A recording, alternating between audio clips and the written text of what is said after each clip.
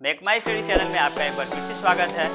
सबसे पहले आपको जय हिंद और ढेर सारा मेरे वीडियो को प्यार देने के लिए आपको ढेर सारी शुभकामनाएं और बहुत बहुत धन्यवाद। दोस्तों, जैसा कि मैं आपको टॉपिक लाया हूं बहुत ही इंपॉर्टेंट और बहुत ही खास तरीक़ों से, जैसे कि आप देख रहे हैं कि टॉपिक का नाम हमारा है प्रोबेबिलिटी यानी प्रायिकता।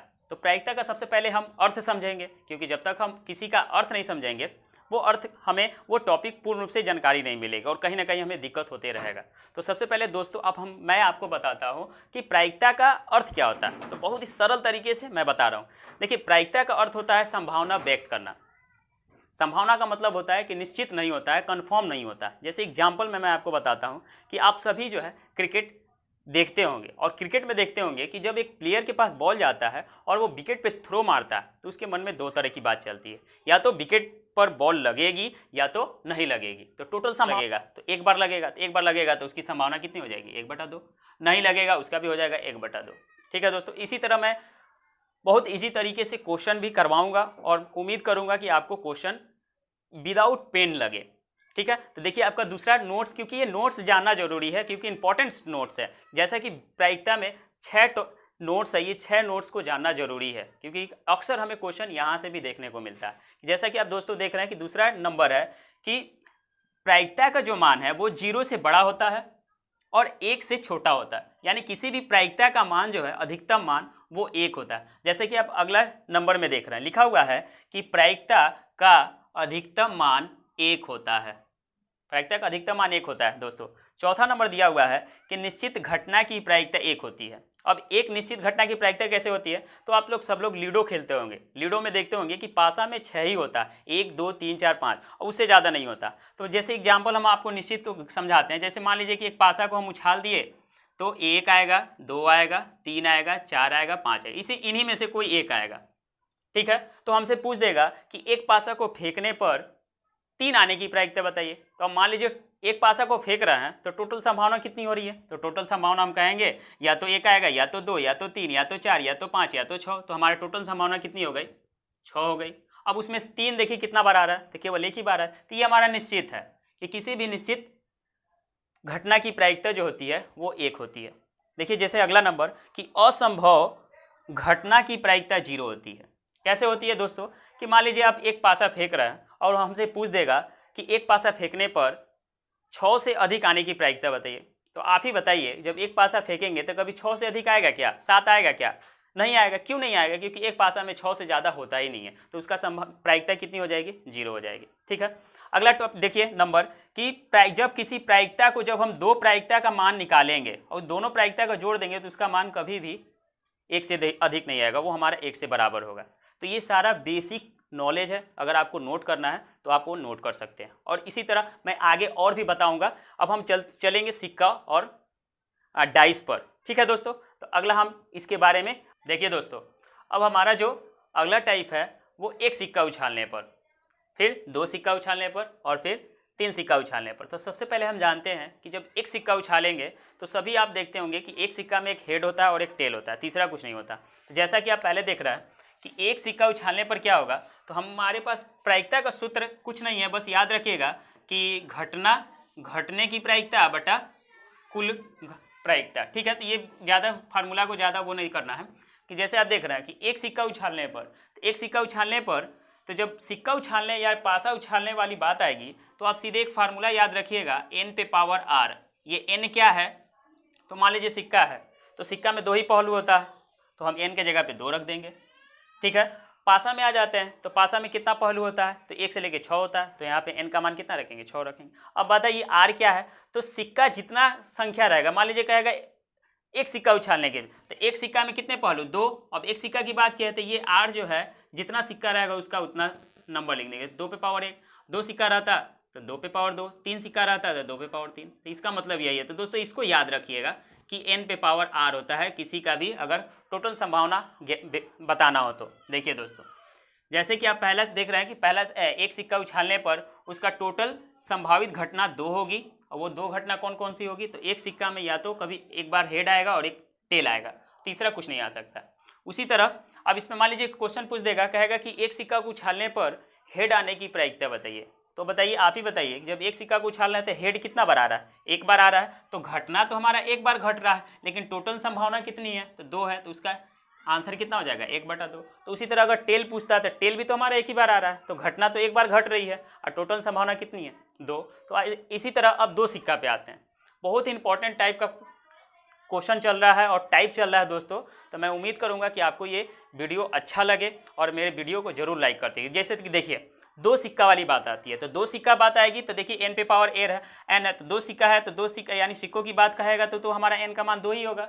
अब 2 सिक्कों की संख्या कितनी होगी? 2। तो r की जगह जब एक सिक्का था तो 1 रखे थे, और जब 2 सिक्का रहेगा तो r की जगह कितना रखेंगे? 2। और जब 2 का स्क्वायर करेंगे कितना आ जाएगा? 4। यानी 2 सिक्का उछालने पर टोटल संभावना कितनी होगी? 4 होगी। और वो 4 संभावना कौन कौन होगा? तो देखिए जब हम एक बार सिक्का को उछालेंगे, मान लीजिए एक सिक्का ये है, एक सिक्का ये है, अब इस सिक्का को हम एक बार उछालते हैं तो हो सके इस पर हेड आ जाए और इस पर भी हेड आ सकता है, क्योंकि संभावना है।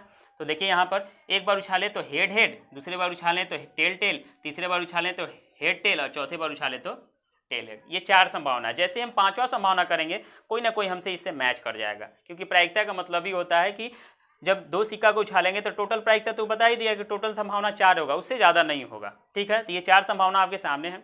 जब भी क्वेश्चन आएगा दोस्तों तो ये जरूर लिखना मत भूलिएगा, क्योंकि इसी पे हमको आंसर देख कर ही बिना आप पेन छुए ही आंसर बोल सकते हैं। कैसे बोल सकते हैं? अगर आपसे पूछ देगा कि 2 सिक्का को उछालने पर एक साथ हेड आने की प्रायिकता बताइए, आप ही बताइए कि टोटल 4 संभावना है, तो टोटल 4 संभावना है या नीचे 4 हो जाएगा।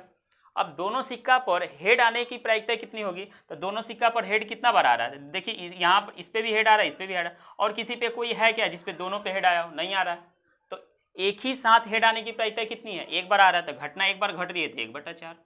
तो इसी तरह क्वेश्चन और बनेगा, मैं आपको प्रैक्टिस जरूर करवाऊंगा, पहले आप बेसिक कॉन्सेप्ट क्लियर कर लीजिए। अब इसी तरह आइए 3 सिक्के पर, तो 3 सिक्का जब उछालेंगे तो n के जगह पे तो हमारा 2 ही रहेगा। अब सिक्कों की संख्या कितनी हो गई? तो 3 हो गई। तो पावर क्या करेंगे? 3 करेंगे। तो 2 पे पावर 3 का करेंगे तो उसका मान कितना होता है? 8। यानी जब 3 सिक्का उछालेंगे तो उसका टोटल जो संभावना होगी वो 8 प्रकार का होगा। तो 8 प्रकार का होगा कैसे? तो देखिए पहले जब 3 सिक्का को एक साथ उछालेंगे तो तीनों पर हेड आने की संभावना होगी। फिर दूसरा बार जब उछालेंगे तो तीनों पर टेल टेल आने की संभावना होगी। इसी तरह हमारा ये आता रहेगा। तो 2 पर हेड आएगा तो तीसरे पे टेल, 2 पर टेल आ जाएगा तीसरे पे। तो इसी तरह 8 प्रकार की संभावना हमको आएगा। अब इस पे क्वेश्चन कैसे पूछ सकता है कि मान लीजिए कि 3 सिक्का को उछाल रहा है तो तीनों सिक्का पर हेड आने की प्रायिकता कितनी होगी? तो आप ही बताइए कि जब 8 बार संभावना हो रहा है, तीनों पर एक साथ हेड कितना बार आ रहा है? देखिए एक तीनों पर यहाँ हेड आ रहा है, और कहीं है क्या जिसपे तीनों पे हेड आ रहा है? नहीं ना। तो हमारा घटना कितना बार घट रहा है? एक बार। और टोटल संभावना कितना है? तो 8। इसी तरह पूछ सकता है कि 3 सिक्का को उछालने पर कम से कम 2 हेड आने की प्रायिकता बताइए। कम से कम 2 हेड। तो देखिए कम से कम 2 इसमें भी आया है, इसमें नहीं आया तो इसको छोड़ देंगे। इसमें भी 2 आया है तो इसको ले लेंगे। इसमें नहीं आया 2 हेड, 2 टेल आया तो इसको नहीं लेंगे। इसमें भी 2 हेड नहीं आया तो इसको भी छोड़ देंगे। देखिए इसमें 2 हेड आया है तो इसको ले लेंगे। इसमें भी 2 हेड आया तो इसको भी ले लेंगे, और इसको नहीं लेंगे क्योंकि इसमें 2 हेड नहीं आया। हमसे बोला है कि कम से कम 2 हेड आना चाहिए। तो 2 हेड देखिए कितने पे आ गया? 1 2 3 4। तो घटना कितना घटा? 4 बार। और टोटल संभावना कितनी है? 8। तो कट के हमारा कितना आ जाएगा? 1/2। तो इसी के साथ ढेर सारा क्वेश्चन देखने को मिलता है दोस्तों। देखिए दोस्तों अब हमारा जो अगला टाइप है पासा वाला, अब बहुत ही इंपॉर्टेंट है, हर क्वेश्चन में देखने को मिलता होगा आपको कि हर टाइप का ये देखिए। अब हम आते हैं पहले वाले पे। जैसा कि आप देख रहे हैं कि एक पासा को फेंकने पर, तो आप बताइए जब एक पासा, अगर लूडो खेलते होंगे और सब कोई खेलता है, तो जब एक पासा फेंकते हैं तो उसमें देखते होंगे कि हमारे मन में बात चलता है कि 1 2 आ जाए, 3 आ जाए, 4 आ जाए, 5 आ जाए, 6 आ जाए। कभी कभी होता है कि आ भी जाता है, तो वो संभावना है कि आ भी सकता है और नहीं भी आ सकता है, कि जैसे कि हम अर्थ समझे हैं। तो जब हम एक पासा को फेंकेंगे तो जब आप अब देखिए, अब वहाँ सिक्का था तो हम आपको फार्मूला कुछ दिए थे n पे पावर r।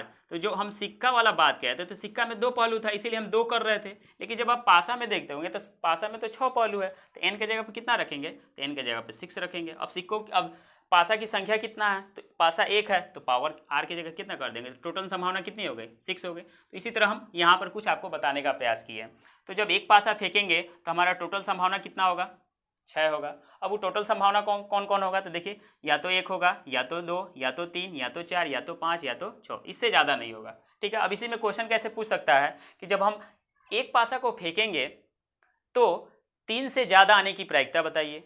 तो जो आप मान लीजिए कि एक पासा को फेंक दीजिए तो आपके मन में टोटल संभावना यही आएगा, इससे ज़्यादा तो नहीं आएगा। तो आप क्या करेंगे, इसको नोट कर लेंगे। अब आप अपने आप से पूछेंगे कि बताइए 3 से ज़्यादा कितना बार आ रहा है। तो 3 से ज़्यादा 1 2 3, तो घटना हमारा कितना बार घट रहा है, तो 3 बार। और टोटल संभावना कितनी है, 6, तो कट के हमारा आंसर कितना हो जाएगा, 1/2। देखिए ज़्यादा सोचने की जरूरत नहीं है। तो इसी तरह ढेर सारा क्वेश्चन है, मैं आपको करवाऊंगा प्रैक्टिस। तो पहले हम ये बेसिक नॉलेज जान लेते हैं। अब आते हैं 2 पासा पर। देखिए दोस्तों, 2 पासा फेंकना है। तो 2 पासा फेंकेंगे तो हमारा देखिए जैसा कि हमारे पास फार्मूला है, 2 पासा n पे पावर n यानी 6, n का मान 6 हो गया। 2 पासा है तो पावर 2 कर दिया, यानी 6 पे पावर कितना हो गया, 2। तो 6 पे पावर 2 का मान कितना होता है, 36 हो गया। अब यानी हमको 2 पासा को 36 बार फेंकना है। तो 36 बार फेंकेंगे तो कुछ हमारा इस प्रकार का घटना घटेगी। जैसे कि अब देखिए, मान लीजिए आपको नहीं बनाने आ रहा, तो क्या कीजिएगा कि सब पहले 1 के साथ सबको संभावना दीजिए। 1 के साथ 1 दे दीजिएगा, 1 के साथ 2, फिर 1 के साथ 3, 1 के साथ 4, 1 के साथ 5, 1 के साथ 6। इसी तरह 2 के साथ 1, 2 के साथ 2, 2 के साथ 3, 2 के 3 4, इसी तरह हम 6 करते चले जाएंगे। तो टोटल संभावना हमारा यही हो जाएगा। ठीक है दोस्तों, अब इस पर हम कुछ आपको प्रैक्टिस, जैसे कि क्वेश्चन इस पर कैसे पूछ सकता है कि जब 2 पासा को फेंकने पर 2 संख्याओं का योग 12 आने की प्रायिकता बताइए। ध्यान से सुन लीजिए दोस्तों कि जब आप 2 पासा को फेंका जाए तो 2 संख्याओं का, 2 पासों का योग 12 आने की प्रायिकता बताइए। तो देखिए अब ऐसा कौन सा पासा है कि जिसको हम जोड़ दें तो हमारा 12 आएगा। तो इसमें तो कोई नहीं होगा, इसमें भी कोई नहीं होगा, इसमें भी कोई नहीं होगा, डायरेक्ट हमारा यहाँ होगा। यही एक पासा ऐसा है जिसको दोनों को अगर हम जोड़ देंगे तो हमारा 12 आएगा। तो घटना कितना बार घटा, तो पूरे में से केवल घटना एक बार घट रहा है और टोटल संभावना कितना है, 36 है। तो 1/36। और इस पर मैं प्रैक्टिस